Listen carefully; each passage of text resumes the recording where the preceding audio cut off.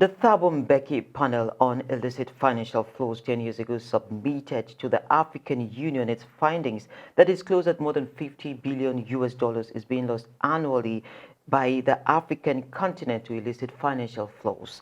Since that revelation, Nigeria has been seeking robust policies and international cooperation to not only stem revenue losses but to enhance domestic resource mobilization.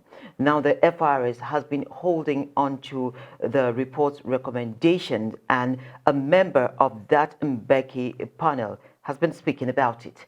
My name is Leah Katung-Babatunde, welcoming you to this very insightful episode. Let's get this show started. We begin the business of the day as always from the trends table.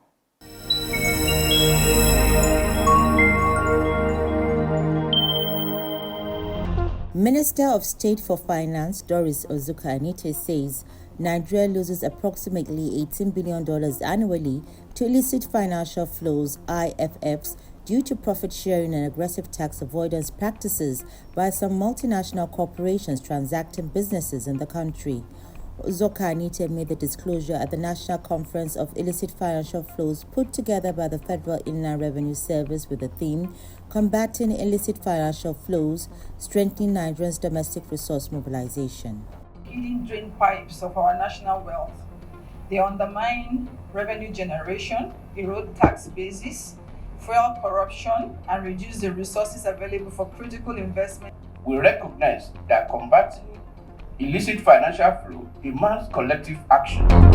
8 Nigerian banks have surpassed the recapitalization figures by the Central Bank of Nigeria, CBN. Governor of the CBN, Olayemi Kadoso, who made a disclosure at the end of the July Monetary Policy Committee MPC in Abuja, said the MPC maintained that given the persistent uncertainty in the policy environment and underlying price pressure, it will need to maintain its current stance until risk to inflation recede sufficiently. Relative to the significant gains we are making today, we have a lot to be proud about. The Nigerian passport has recorded its highest ranking in 5 years, rising 3 places to 88th place out of 199 in the latest Henley Passport Index. Nigeria shares the 88th spot with Ethiopia and Myanmar, the same countries it was grouped with earlier this year at 91. The index is updated regularly based on exclusive data from the International Air Transport Authority (IATA) and expert analysis on the latest shifts in passport power. The United Nations World Food Programme (WFP) says it will be forced to suspend all emergency food and nutrition aid for 1.3 million people in northeast Nigeria at the end of this month due to critical funding shortfalls. WFP in a statement disclosed its food and nutrition stocks have been completely exhausted, and its last supplies left warehouses in early July, and life-saving assistance will end after the current round of distributions is completed. The organization added that without immediate funding, millions of vulnerable people will face impossible choices. And next is our policy conversation for the day: the cost of illicit financial flows on Nigeria and Africa. The Thabo Mbeki Panel report submitted 10 years ago to the African Union revealed that Africa was losing an approximate of 50 billion US dollars annually, draining resources that could potentially drive development on the continent. Honorable Irene Ovonji-Odida is a member of that Mbeki panel on illicit financial flows from Africa, and she joins me to examine the issues, particularly what the continent is up against. It's nice to have you join me for this conversation, ma'am. Thank you so much. Such a pleasure to meet you. Thank you. For starters, how did we get here, considering the sheer amount being lost by the continent? The question that you asked is really important. We are talking about illicit financial flows, which is a phenomenon that we have in Africa. And with the Mbeki panel, we referred to illicit financial flows as funds that are illegally earned, utilized, or transferred, and they cross international borders. So we're looking at resources that are extracted from countries in Africa, which amounts to, at the time we did the report in 2015, the amount that was lost was, as a conservative estimate, was about $50 billion per annum. since then, a report by UNCTAD that was done in 2020 found that illicit financial flows have risen to, by 2020, had risen to about $88.6 billion per annum. Now, we recognize that that amount is a conservative, it's an underestimate. The actual figures are probably much higher. But based on the Mbeki report, we saw that cumulatively over the last 50 years, Africa had lost about $1 trillion through illicit financial flows. So these are resources that are extracted from African countries as well as other parts of the world. They are extracted through certain activities, certain practices. Largely, those practices are done by multinational corporations or high net worth individuals, the super wealthy, the uber wealthy. And we found that in the case of Africa, while at an international level, the understanding was that illicit financial flows happen mainly through corruption, with the emphasis on that, or alternatively through criminal practices such as trafficking, smuggling, poaching, and so on, terrorist financing, money laundering is a big one. We found in the Mbeki report in 2015 that 2/3 of the problem comes from commercial practices. So these commercial practices include abuse of tax and trade. Now, how did we get to this situation? The source of the problem is really both at a national level but also at an international level, where you have rules relating to trade and rules relating to tax that support extraction of resources from countries where, say, multinational corporations operate, do business, make profits, and then instead of paying their fair share of tax to the country where they have made their profits, they find ways and use mechanisms to extract those profits. And one of the methods that they use is what we call base erosion and profit shifting. So they shift their profit and reduce their tax base in the country. In the course of the work that we were doing as a Mbeki panel, we went to different African countries. We met with the presidents, we met with civil society actors, the business community, and so on, people who work on these sorts of issues. And we were told about how in one of the countries in Kenya, the then president mentioned that they have some companies that have been operating in Kenya for more than 20 or 30 years. Every year, those companies report that they have made no profits, but they continue to operate. So his question, a rhetorical question, was, are they a charity? They're not a charity. They're a business, right? So what is it that they do? We found that multinationals, which are companies that have several subsidiaries in different countries. So they may be, most of them are headquartered in the global north. They might be in the UK, in the US, different parts of the world. But they will open up other companies to operate in countries where they have investments. In the case of Nigeria, it might be in oil, it might be in other natural resources. In a country like Liberia, we found it was in things like logging, even in fisheries. So in many countries which have got, seaports, they are on the sea, you find it may be in fisheries, in other areas of agriculture, but also in services. So what happens is these companies will have subsidiaries in the country where they're operating, and they're making a profit, that's why they're there. But they will also have companies in other, and this is one big global chain.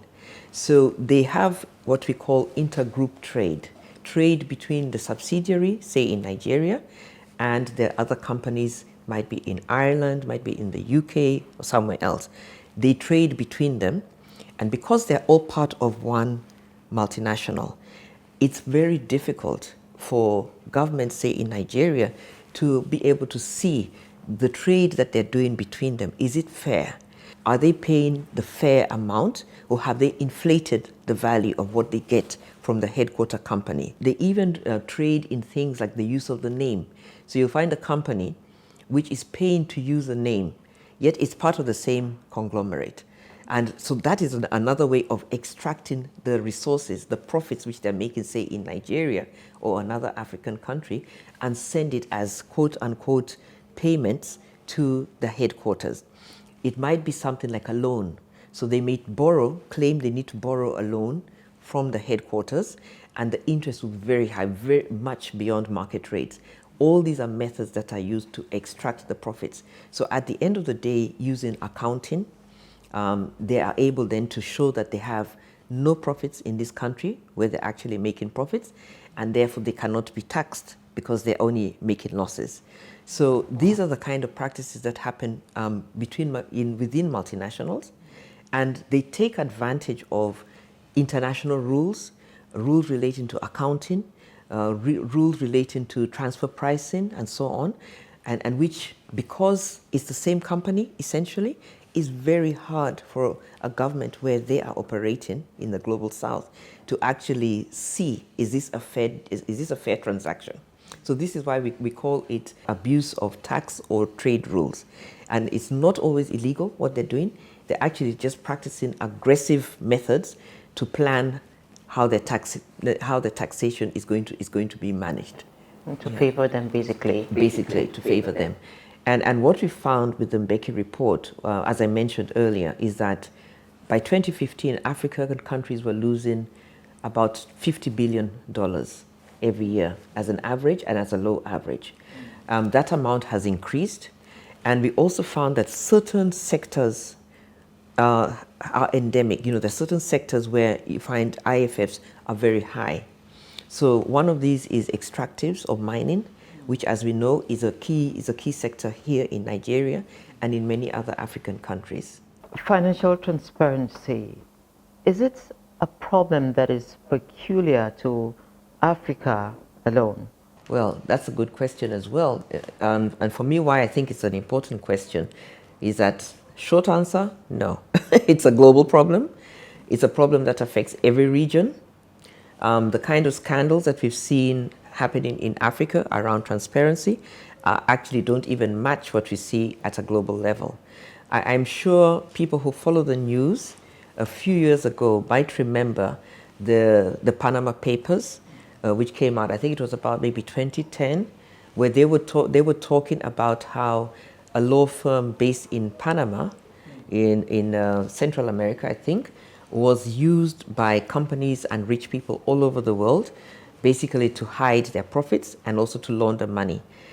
This company, what most people don't realize, was actually a German company, which was a German law firm with a Panamanian partner that set up in Panama and then utilized certain legal vehicles, for example, setting up shell companies, fake companies, where through those companies they could hide the ownership of the wealth or the ownership of other companies which had wealth they were trying to hide. So it's a global problem.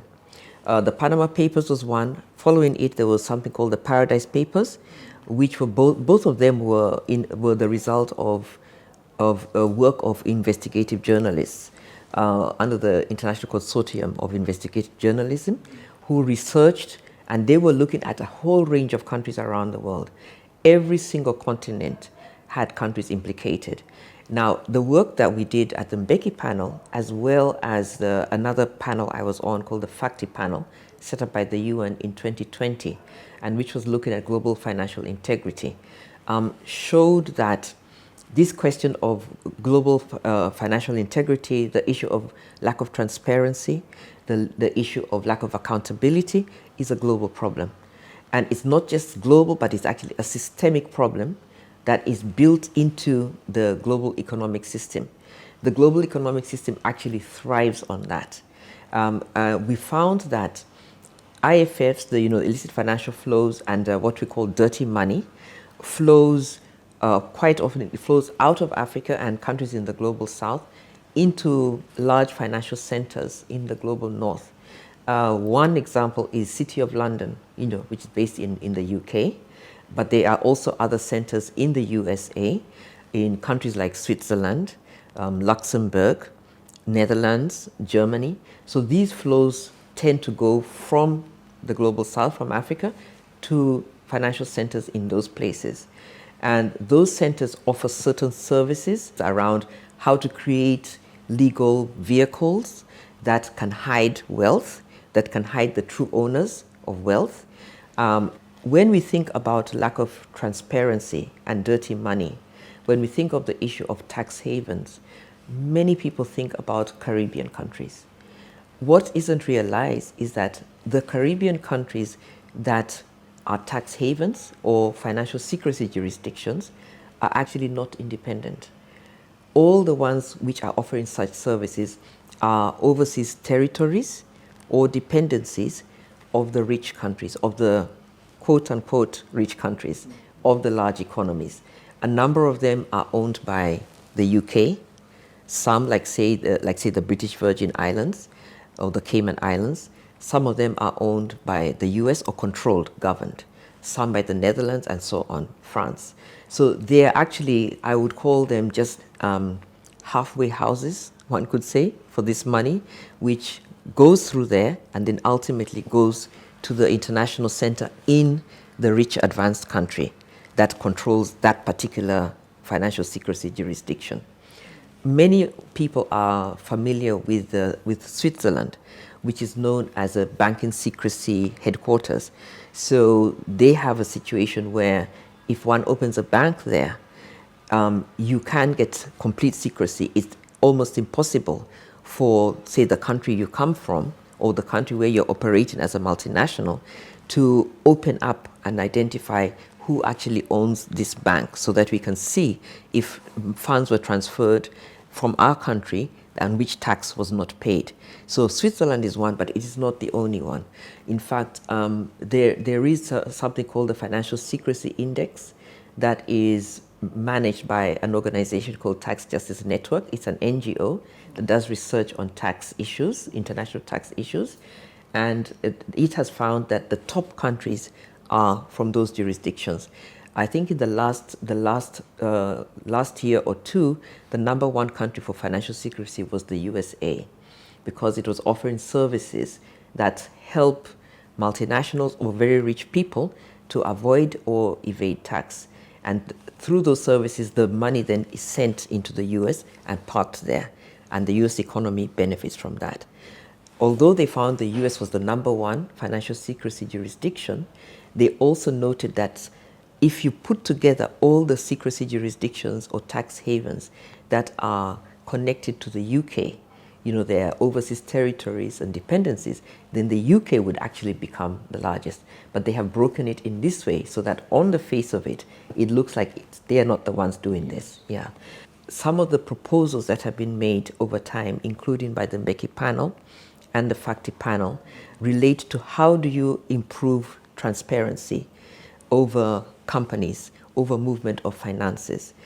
How do you ensure that governments are able to regulate the trade activities and the tax movement of those kind of actors so that there is more transparency and they're able to tax money where it is made, tax profits in the jurisdiction where the profits are made. So some of those proposals that have been made include something that we call beneficial ownership transparency, and therefore this person owes this amount of tax on that wealth which was earned in our jurisdiction.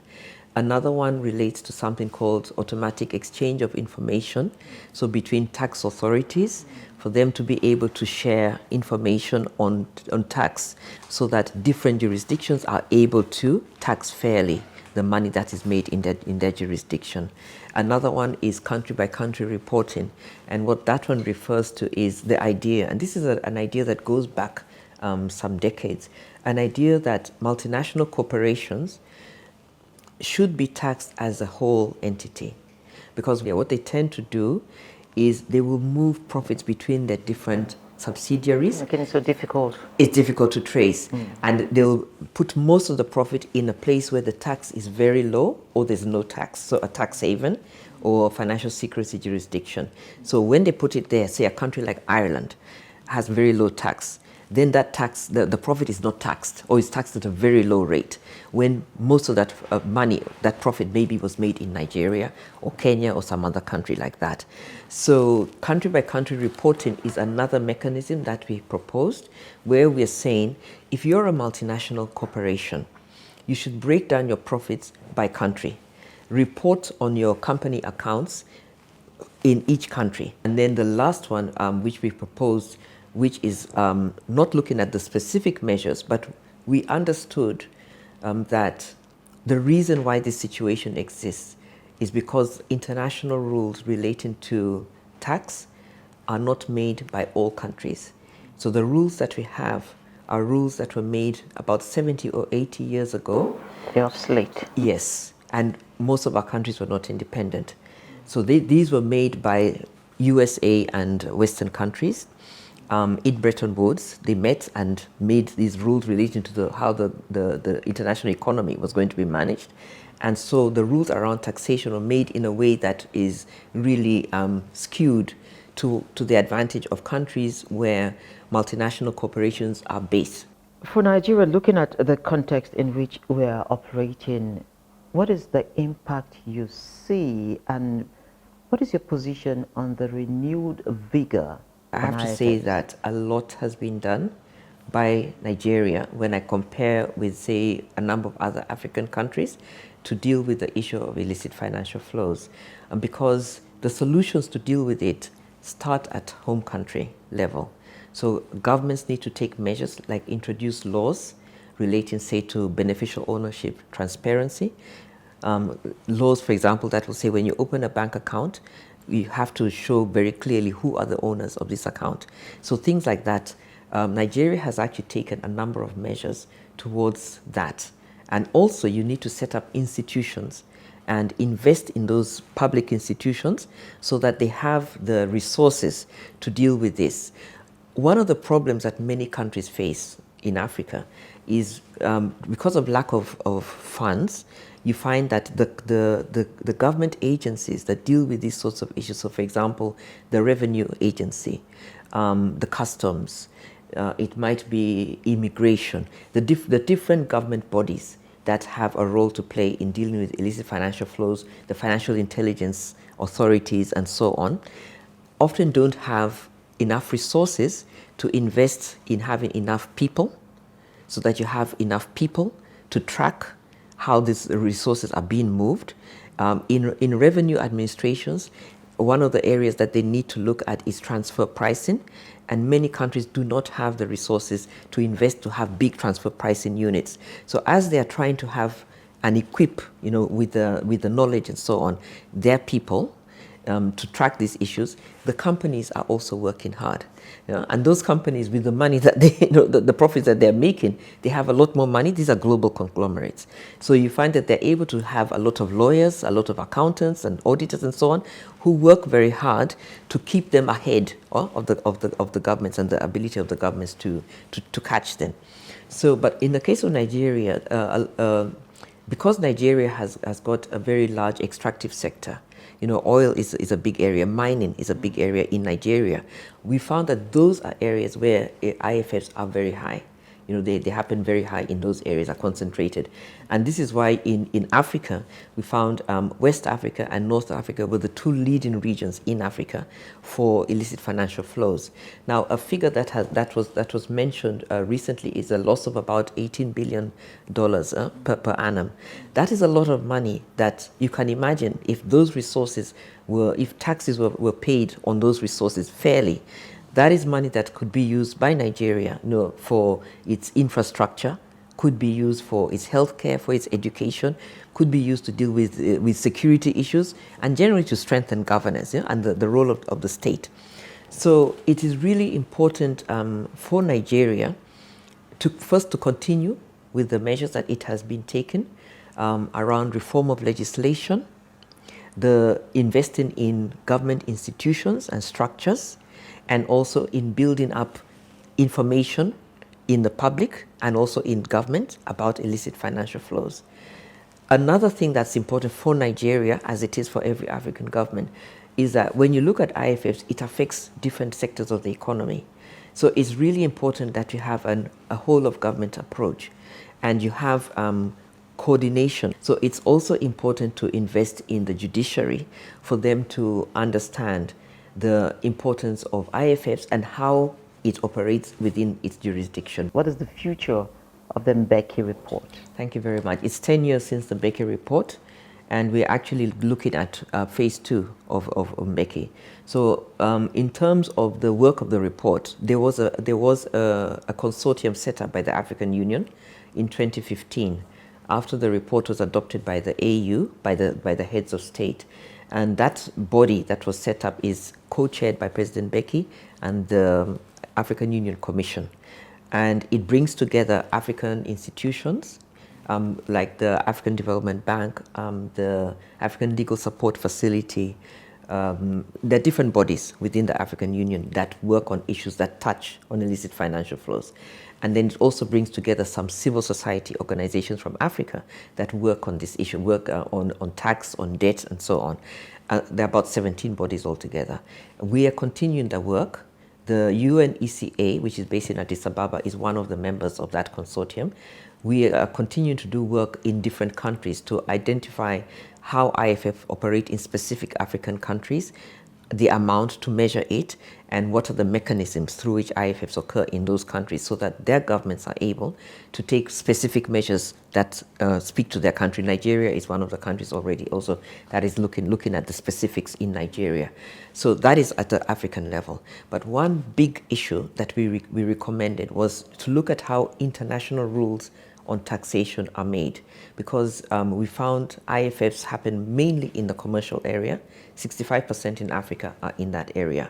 And the international rule around taxation had not been really developed and brought up to date to deal with challenges of globalization, which are exploited by multinationals, but also digitalization, that we have an economy that's become more and more digital.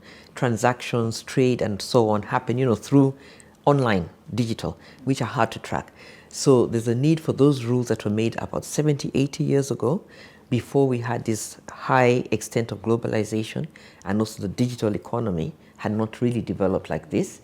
The rules have to be updated to come up to the international tax rules, updated to deal with the effect of globalization and the loopholes created by digital economy. I'll give you one example.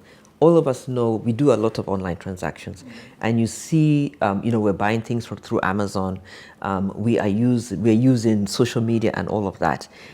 Those companies, the tech companies, make a lot of profit from our markets, from Nigeria, from Africa. They make a lot of profits. But don't pay taxes. They don't pay taxes because they're not based here, and they are using the digital platforms for everything that they do.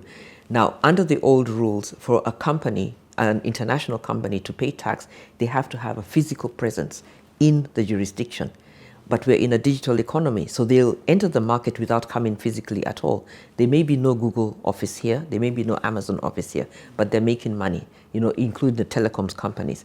So one has to have a shift in the rules that recognize a different connection between the company and their profits and the market where they make the profits. So you have to shift from the physical presence to something else, which is being referred to now as significant economic presence. So you have an economic presence, there's a market which you're tapping, you should be taxed because you're making money from that market.